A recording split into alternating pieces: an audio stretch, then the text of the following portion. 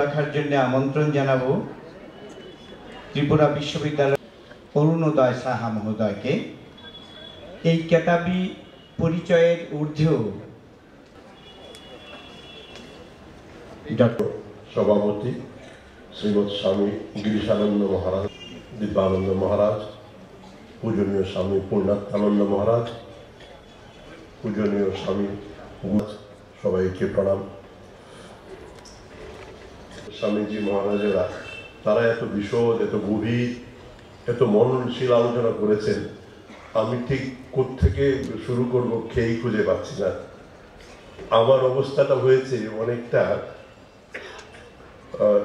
সাগরের গভীরতা মাপার জন্য একটি নুনের পুতুল, একবার নুনের পুতুল সাগরে কিছুটা যে তিতার গলে সমস্ত বিলীন হয়ে যায়।